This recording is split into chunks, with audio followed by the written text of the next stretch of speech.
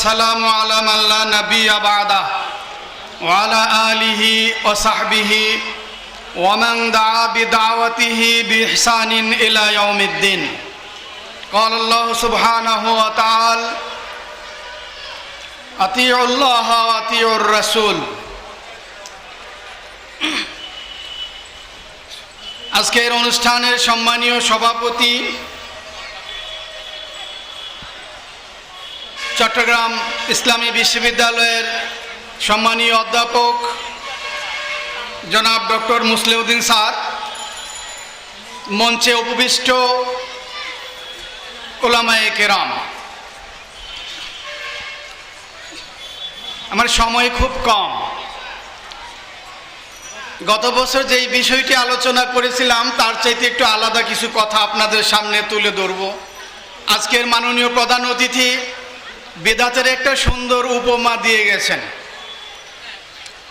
আমার এক উস্তাদ বলতেন যে এক বিয়ে বাড়িতে, এক এলাকার বিয়ে বাড়িতে একটা কোণার মধ্যে একটা কুকুর বাঁধা থাকে প্রতিদিনই, প্রতি বিয়েতেই। ঘটনাটা কি?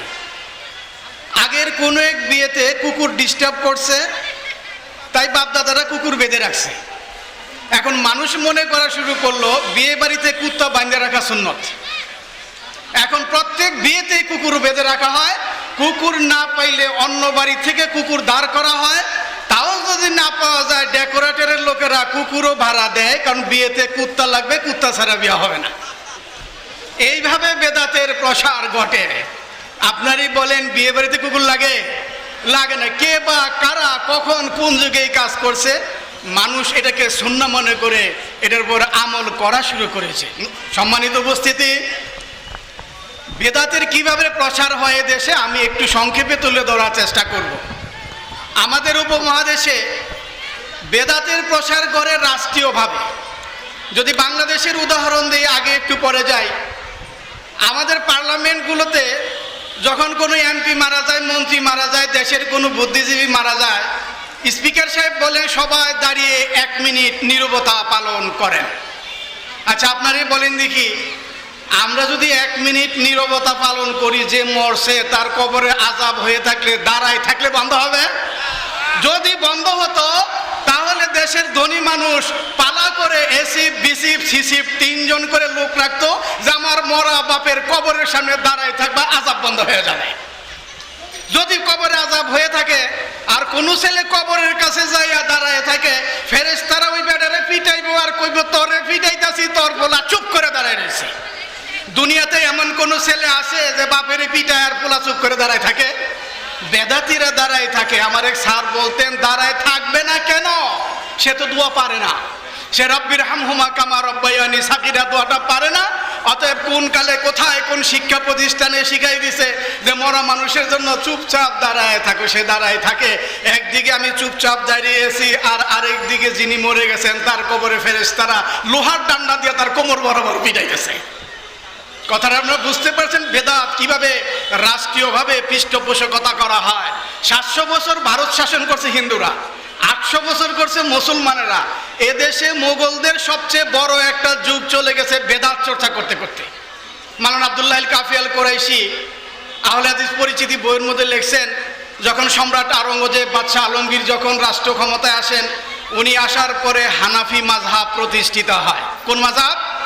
হানাফি মাযহাব প্রতিষ্ঠিত হওয়ার পরে আস্তে আস্তে শিয়ারা বিদায় নিতে লাগে, আস্তে আস্তে বেদাত উৎখাত হতে লাগে, আস্তে আস্তে কবর পূজা বন্ধ হতে শুরু হয় বাদশাহ আলমগীরের মাধ্যমে।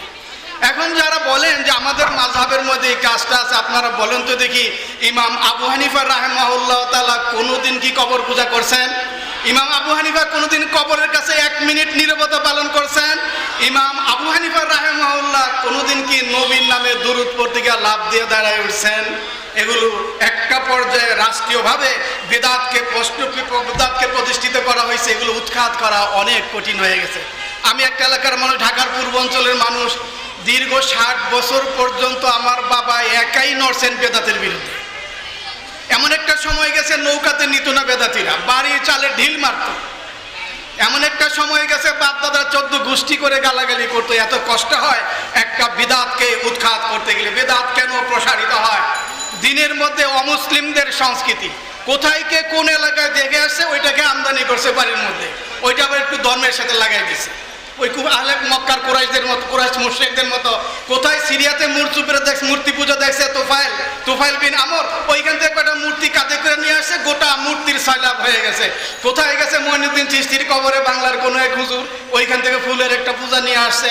কোথায় ফুরফুরে গেছে, কোথায় বাইতুল সরা হয়ে গেছে, কোথায় গেছে একটা বেদাত তারা নিয়ে আসছে। বেদাতের আরেকটা কারণ হলো মূর্খতা, এলেম কালাম কিচ্ছু নাই, দেখবেন যে মাইক ফাটাই ফালাইতেছে। তাহিরি মার্কা সুন্নত আর জিহাদি মার্কা সুন্নত। ওদিন একটারে বলতে শুনতেছি তাহিরি টাইপের মানুষ, ইব্রাহিম আলাইহিস সালামের বাবা তো জাহান্নামে যাবে না, চাচায় যাবে। আপনারা পাইছেন কোরআন হাদিসের কোথাও? জাহান্নামে যাবে ইব্রাহিম আলাইহিস সালামের বাবা। তার আঘাত লাগছে যে ইব্রাহিমের বাবা আবার জাহান্নামে যায় কেমনে? ওইটা আবাউন মানে বাবা না, ওইটা চাচা। আসেন, বিদাতীদের চিরায়ত বিশ্বাস ইব্রাহিম আলাইহিস সালাম থেকে শুরু করে নবী মুহাম্মদ সাল্লাল্লাহু আলাইহি সাল্লাম পর্যন্ত বিদাতীদের একটাই উত্তর, মা না'বুদুহুম ইল্লা লিয়ুকাররিবুনা ইলাল্লাহি যুলফা। আমরা যে এদেরকে পূজা করি, এই কবর পূজা করেন, মূর্তি পূজা করেন, যত বিদাত আছে, শিরিক আছে, তাদের একটাই উত্তর, তারা মনে করে কবরের ভিতরে যিনি শুয়ে আছে উনি আমার ইবাদতকে আল্লাহর দরবারে পৌঁছে দিবে। নাউজুবিল্লাহ। এটা মক্কার কুরাইশদের বিশ্বাস, এটা নমরুদের আমলের বিশ্বাস, এটা ফেরাউনের আমলের বিশ্বাস। আর আমার দেশের এক শ্রেণীর মানুষ আলেম ওলামা মাদ্রাসায় পড়ার পরও তারা মনে করে আমাদের যে পীর কেবলারা আছে, আমাদের আমলগুরু আল্লাহর দরবারে পৌঁছে দিবে। যার জন্য টাকা দেওয়া, মোমবাতি দেওয়া, আগরবাতি দেওয়া। আপনারা বলুন তো দেখি, টাকা পয়সা কার কাজে লাগে? মরা মানুষের না জেতা মানুষের? জেতা জীবিত মানুষের টাকা লাগে। এই যে এখানে একটা গোলাপ শাহ আছে, লক্ষ লক্ষ টাকা দেয়। এই মাটির নিচে যেই বেটা আছে, ওই বেটার টাকার কোন দরকার পড়বে? ওই বেটার যদি টাকার দরকার পড়ে তাহলে একটা গার্লফ্রেন্ডেরও দরকার পড়বে, একটা বউরও তার দরকার পড়ে। টাকা সে ভাঙবে কার পিছে? একটা টাকাও কবরবাসীর পিছনে যায় না। গোলাপ শাহ মাজারের চারপাশে যত গুন্ডা মাস্তান আছে তাদের কাজে লাগে গাঞ্জা খেতে দেয়। গাঞ্জা বাবারা মাজারে লাল কাপড় পরে বসে থাকে আর গাঞ্জার জন্য তারা টাকা চায়। বেদাতের আরেকটা কথা, সময় আমি বেশি পাবো না, সবচাইতে বেশি শিরিক আর বিদাতের প্রসার ঘটছে টাকার কারণে। আপনি বেদাতিকে দাওয়াত দিয়ে যদি বলেন যে ভাই জিলাপির ব্যবস্থা নাই, বেদাত বন্ধ হয়ে যাবে। জিলাপি আর বেদাত একই জিনিস, টাকা আর বেদাত একই জিনিস। আপনি বিয়ে করছেন, একটু দোয়া লাগবে, দোয়াটা আপনি করতে পারেন না, হুজুর আনছেন, হুজুর একটু দোয়া করে দে, দিল হুক একটা মিলাদ লাগাই দিয়ে দিলাম, একটা মিলাদ লাগাই। বিয়ে করার 2 দিন পরে কইতেছে হুজুর বউ মরে গেছে, কইতে আরেকটা মিলাদ দেন। বউ আনতো মিলাদ, বউ মরতো মিলাদ করবে, দ্বিতীয় বিয়ে দেন একটা মিলাদ। দ্বিতীয় বিয়ে করার পরে একটা বাচ্চা হয়েছে, কয় দেন মিলাদ। কেন? 12 মাসে 13 পূজা। 12 মাসে 13 পূজা হিন্দুদের কোনো কিতাবে নাই, এটা সন্ন্যাসীরা আবিষ্কার করছে। আর মিলাদ আবিষ্কার করছে মুসলমান সন্ন্যাসীরা। হিন্দু সন্ন্যাসী যেমন টাকার দরকার, নারিকেল দরকার, হালুয়া দরকার, আর মিলাদের সন্ন্যাসীদেরও টাকার দরকার। যার জন্য বিপদ বালা মুসিবতও মিলাদ করে, আনন্দের মধ্যে মিলাদ করে। হইছে সন্তান, আকিকা নিয়ে দিয়ে দিছে মিলাদ। এই বেটা সন্তানটা মরছে, কয় দেওয়ার একটা মিলাদ। কেন? ওই যে টাকা বন্ধ করে দেন, মিলাদ বন্ধ হয়ে যাবে। মাদ্রাসায় যাবেন, মিলাদের দাওয়াত নিয়ে মাদ্রাসার প্রিন্সিপাল রেডি মিলাদে আসার জন্য। যদি বলেন হুজুর জিলাপি আর টাকার ব্যবস্থা নাই, তাইলে কইব আমার তো সময় নাই, অফিসে যাওয়া লাগে, মাদ্রাসার মেথডটাকে নিয়ে যান, সে সাল্লাল্লাহ সুন্দর মতো করতে পারে। মেথড রেখে তুই যে কইরা ও তো জানে এখানে টাকা নেই, টাকা বন্ধ করে দেন, মিলাদ বন্ধ হয়ে যায়। আমি বলছিলাম নাতি হয়ে মারা গেছে, মিলাদ দিছে, দোকান তো কয় দেন মিলাদ। দোকান লাভ হয়েছে, কয় দেন মিলাদ। দোকান আগুন লেগে পড়ছে, কয় দেন কি দেবে? মিলাদ। কয়দিন পরে বাড়ির মেয়েটা বেপরদায় চলে, বয়ফ্রেন্ড লিয়ে বাইরে হয়েছে, খুঁজে পায় না, কয় হুজুর দেন মিলাদ। সব বেদাত বন্ধ হয়ে যাবে যদি আপনি টাকা বন্ধ করে দেন। বেদাতের আরেকটা বাহন হলো চিকিৎসা। বুঝতে পারতেছেন? হুজুর বেটারে বেতন দেন 12,000 টাকা। 12,000 টাকা দিয়ে না বাসা ভাড়া হয়, না বউর টাকা হয়, না পোলাপানের লেখাপড়ার খরচ হয়। বেডে যে গ্রাম থেকে কতগুলো তাবিজ কিনে নিয়ে আসে। আনার পরে একটা তাবিজ আছে গ্রামে গঞ্জে, গ্রামের মানুষ, এটার নাম অষ্টধাতুর তাবিজ। এইটা 10টা তামা লোহা দিয়ে বানায়, তামাটা দেখতে স্বর্ণের মতো। 7টা ধাতু দিয়ে বানাইছে। এই তাবিজটার দাম 7,000 টাকা। তাবিজ বানায় আমার বড় বোন বিয়ে দিছে গেছি ওই এলাকাতে গিয়ে জিজ্ঞাসা করি তাবিজের যারা তাবিজ বানায়, ও ভাই একটা অষ্টধাতুর তাবিজ বানাইতে কত লাগে? নিধি ভাই নিধি দাদা, অষ্টধাতুর একটা তাবিজ বানাইতে 3 টাকা খরচ হয়। বেচলো কয় টাকা? 7,000 টাকার একটা অষ্টধাতুর তাবিজ বিক্রি করে দেয়। মানুষ এটা বেকুফের মতো গলার মধ্যে বাঁধে নিয়ে হাঁটে আর মনে করে আমার রোগ বুঝি শেষ। যে নিল সেও ঠকলো, যে দিল সে ঠকলো। আল্লাহ নবী সাল্লাল্লাহু আলাইহি সাল্লাম বলছেন, মান আল্লাকা শাইআন উকিলা ইলাইহি, যে কোনো কিছু জুলাই ফালা তাম্মাল্লাহু লাহু, তার রোগ তো সারবে না, তার মনের রোগও যাবে না, দেহের রোগও যাবে না, বরং সে এটার উপর তাওয়াক্কুল করে বসে থাকবে।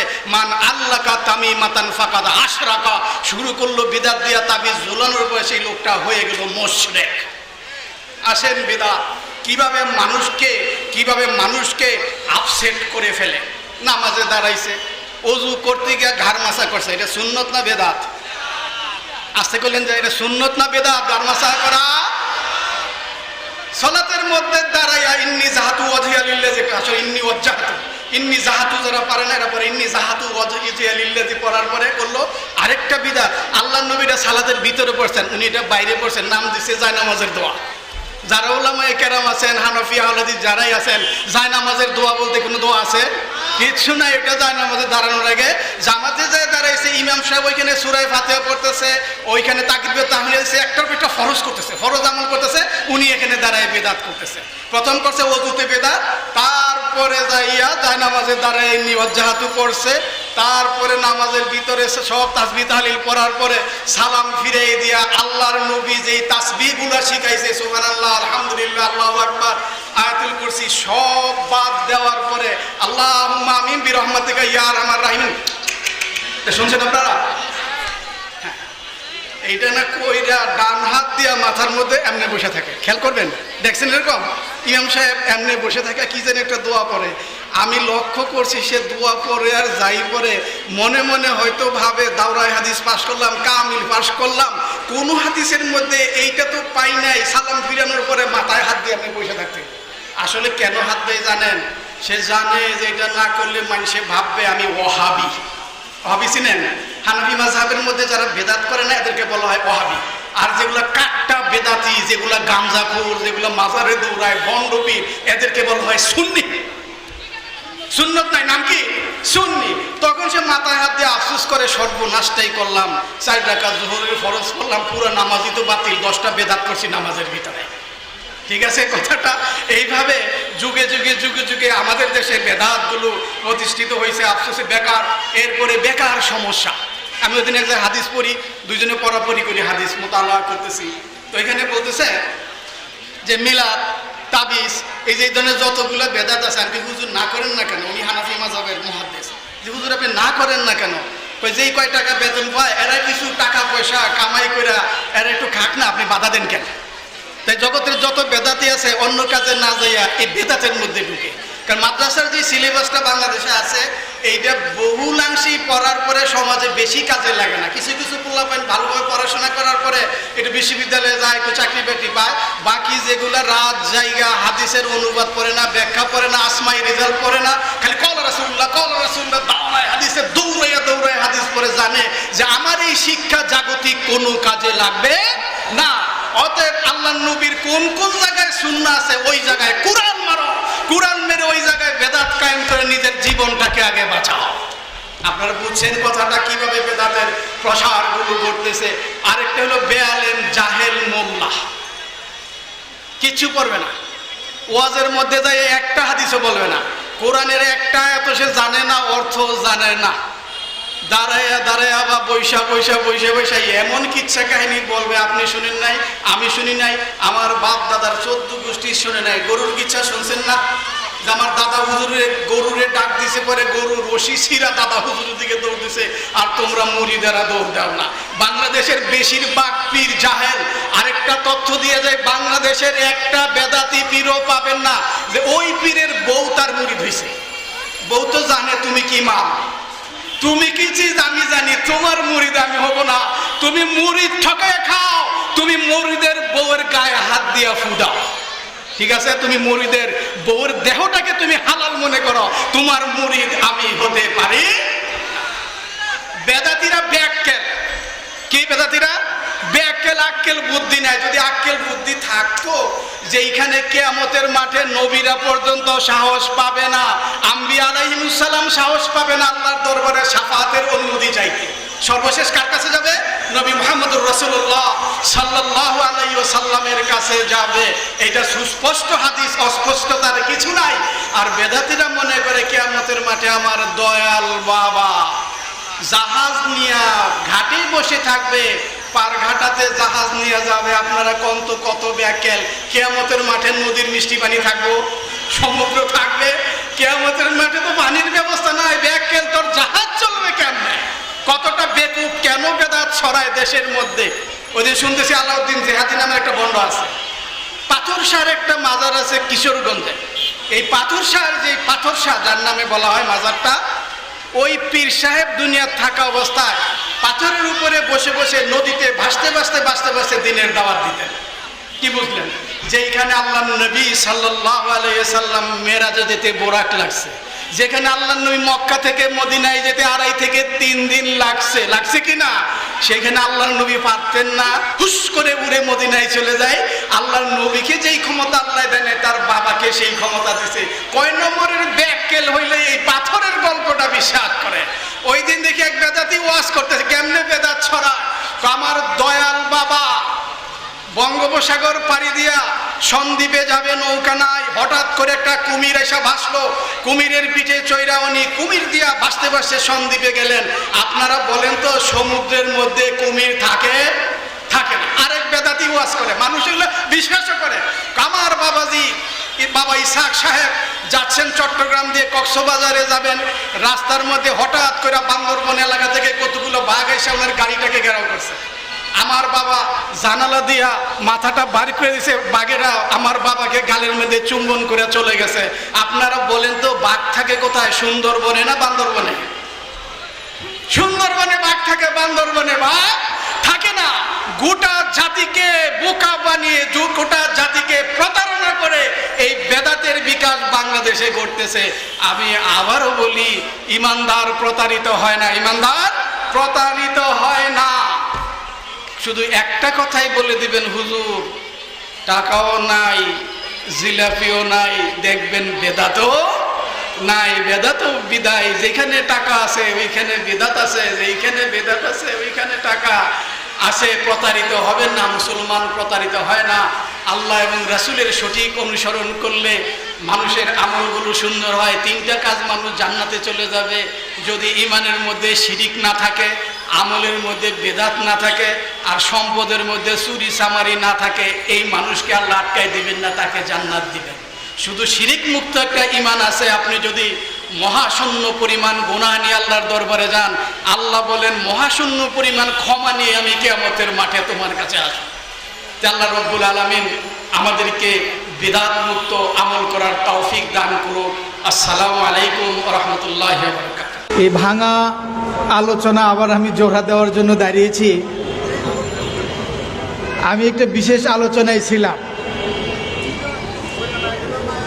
যে বিদআত কিভাবে সম্প্রসারণ ঘটেছে আমাদের উপমহাদেশে, বিশেষত এই বাংলাদেশে, এবং এর কারণে আমরা কি ক্ষতিগ্রস্ত হলাম দীর্ঘদিন। আমি ছেড়ে আসছিলাম নামাজের মধ্যে সালাত বুঝেন তো সবাই না? সালাতই বলি তো, নামাজ বলতে কেমন যেন লাগে। সালাতের মধ্যে রেখে আসছিলাম। আমাদের বাংলাদেশে একটা নতুন, অনেকদিন হয়ে গেছে, তারপরে আমি নতুন বিদআত বলবো। সালাতের মধ্যে যেহেতু আজান সালাতেরই একটা অংশ, আমি বলেছিলাম যে 10টা বিদআত হয় সালাতের মধ্যেই, একজন বিদআত। সর্বশেষ ফরজ সালাত আদায় করার পরে মাথায় হাত দিয়ে বসে পড়ে সর্বনাশটা হইল। কারণ এক ওয়াক্ত সালাত থেকে আরেক ওয়াক্ত সালাত, মাঝখানের গুনাহগুলোর জন্য কাফারা। এক জুমা থেকে আরেক জুমা, মাঝখানের গুনাহগুলোর জন্য কাফারা। এক রমাদান থেকে আরেক রমাদান, মাঝখানের গুনাহগুলোর জন্য কাফারা হয়। কেউ যদি শুক্রবার দিন সকালবেলা উঠে গোসল করে, তার সন্তান সন্ততি স্ত্রী, একাধিক স্ত্রী থাকলেও তাদেরকে গোসল করায়, পায়ে হেঁটে মসজিদে চলে আসে, কাউকে কষ্ট দেয় না, কারো গাড় মারায় সামনেও যায় না, নিজের জায়গায় বসে পড়ে 2 রাকাত সালাত পড়লে তার গত 1 সপ্তাহ অন্য হাদিস অনুযায়ী আগামী 1 সপ্তাহের গুনাহ আল্লাহ মাফ করে দেন। তার আমলনামার মধ্যে 1 বছরের নফল রোজার সওয়াব লিখে দেন। তার আমলনামার মধ্যে 1 বছরের নফল রোজা এবং নফল নামাজের সওয়াব লিখে দেন।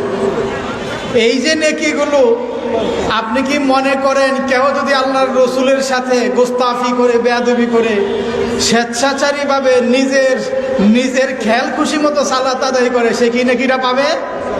এই নেকি আর সে পাবে না। বাংলাদেশের কিছু কিছু অঞ্চল, বিশেষত আমাদের কুমিল্লা, নোয়াখালী, চট্টগ্রাম, এই 3 জেলা, 3টা বড় যে জেলা আছে, এগুলো ভাঙ্গিয়া তো আরো জেলা হয়েছে। এখানে আবিদসার একটা গ্রুপ আছে হাজীগঞ্জের, চাঁদপুরের। এরা আজান দেওয়ার আগে আউযুবিল্লাহ বিসমিল্লাহ পড়ে, আসসালাতু আসসালামু আলাইকা ইয়া রাসূলুল্লাহ ইয়া হাবিবাল্লাহ ইয়া শাফিয়াল মুজরিমিন ইয়া রাহমাতাল লিল আলামিন, এরপর আল্লাহু আকবার আল্লাহু আকবার আজান শুরু করে। খেয়াল করছেন কি করে আজানের আগে?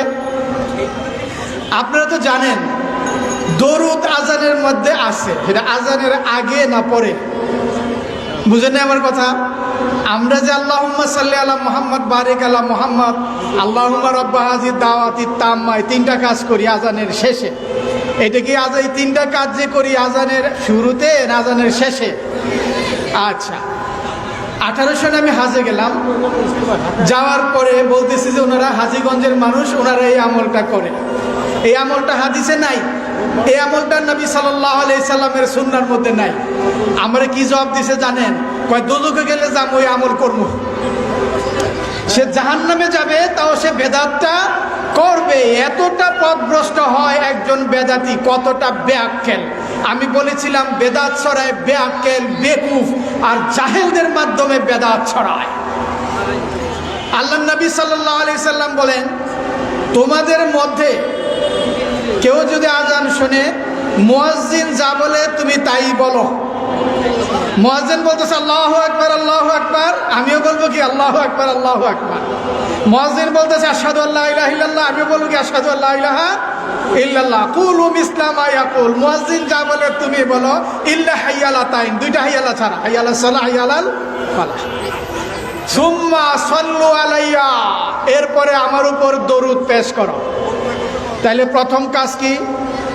মুয়াজ্জিন যা বলে আমি তাই বলবো, এরপরে দরুদ পেশ করব।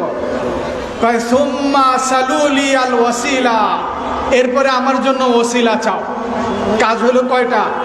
আজানের জবাব দেওয়া, দরুদ পড়া নবীর উপরে, তারপরে নবীর জন্য ওসিলা চাওয়া। ওসিলা কি? আল্লাহ নবী বলেন ফাইন্নাহা মানজিলাতুন ফিল জান্নাহ, এটা জান্নাতের একটা জায়গার নাম। এটা জান্নাতের কি একটা জায়গার নাম। আমি আশা করি আমি একমাত্র ব্যক্তি জান্নাতের ওই জায়গাটার মালিকানা আল্লাহ আমাকে দিবেন। ঠিক আছে? আল্লাহ নবী বলেন এই 3টা কাজ করলো মান সাআলা লিয়াল ওয়াসিলা, যে আমার জন্য জান্নাতের সর্বোচ্চ সম্মানিত জায়গা ওসিলা চাইলো, হাল্লাত লাহু শাফাআহ, তার জন্য কিয়ামতের মাঠে শাফাত করা আমার জন্য ওয়াজিব হয়ে যাবে। এখন এইটা হলো আজানের পরে। দরুদ কখন? আজানের শুরুতে না আজানের শেষে? এখন যে আল্লাহর নবীকে বৃদ্ধাঙ্গুল দেখাইয়া আজানের আগে দরুদ পড়লো, সে কত বড় ঠকা ঠকলো। আল্লাহর নবী বললেন তার জন্য শাফাত করা ওয়াজিব হবে, আর এই বেটার জন্য কি শাফাত ওয়াজিব হবে না? শাফাত হারাম হয়ে যাবে। বেদাতিরা এইভাবে বেদাতিরা কি করে? ঠকে যায়। ঠকলো আজানের মধ্যে, সালাত আদায় করলো, এতগুলো সুন্নাহ বাদ দিল, ইমাম সাহেবের পিছনে দাঁড়াইলো, সূরা ফাতিহাটা পড়লো না, দিল বাদ। রাফুল ইয়াদান করলো না, আরেকটা সুন্নাহ বাদ দিল। তারপরে সালাম ফিরানোর পরে রাসূল সাল্লাল্লাহু আলাইহি ওয়াসাল্লাম 33 বার সুবহানাল্লাহ পড়তেন কিনা? 33 বার আলহামদুলিল্লাহ পড়তেন কিনা? 33 বার আল্লাহু আকবার পড়তেন। এরপরে পড়তেন আল্লাহু লা ইলাহা ইল্লা হুয়াল হাইয়ুল কাইয়ুম, আয়াতুল কুরসি পড়তেন কিনা? আল্লাহর নবী সাল্লাল্লাহু আলাইহি সাল্লাম বলেন, ফরজ সালাতের শেষে যদি কেহ আয়াতুল কুরসি পড়ে সে জান্নাতে যাইতে পারতেছে না, মাঝখানে একটা দেয়াল, এটার নাম মৃত্যু। এর নাম কি? মৃত্যু। এখন যদি মরে এখনই সে জান্নাতে যাবে, শুধু মরণটার জন্য যাইতে পারতেছে না। ফরজ সালাতের পরে আয়াতুল কুরসি পড়লে দেখেন বেদাতি কতটা ঠকলো। সালাম তো ফিরাই আমি বলে গেছি আমিন বিরহমতিকা ইয়া আরহামার রাহিমিন, তারপরে কতক্ষণ কুত্তা খেদায় কুকুর খেদায় না মানুষে, এরকমটা। তো একজন বেদাতি, আমি যেই কথাগুলো বলতেছিলাম আমার বক্তৃতা অসমাপ্ত রয়ে গেছে, একজন বেদাতি রাসূলুল্লাহ সাল্লাল্লাহু আলাইহি সাল্লামের সাথে বেয়াদবি করার কারণে, রাসূলের সুস্পষ্ট সুন্নাহ থাকার পরেও, রাসূলের বিশুদ্ধ হাদিস থাকার পরেও মন গড়া আমলের কারণে দুইটা জিনিস থেকে বঞ্চিত হয়ে যায়। একটা জান্নাতে সহজে যাওয়া থেকে বঞ্চিত হয়, আরেকটা সালাত শেষে, আরেকটা আজান শেষে আমলটা সুন্নাহ মোতাবেক না হওয়াতে তার জন্য যেইখানে নবীর শাফায়াত ওয়াজিব ছিল সেটা হারাম হয়ে যায়। এই জন্য আমি বলেছি বেদাতিরা বেআলেম, বেদাতিরা মূর্খ, বেদাতিরা বেআক্কেল। তাদের বেআক্কেলের সুযোগ পাইয়া বাংলাদেশে কিছু পীর গজায় উঠছে, যারা শুধু তাদের পকেট বাড়ি করে, জাহান্নামের আগুন ছাড়া তাদের কপালে কিছুই থাকে না। আসসালামু আলাইকুম।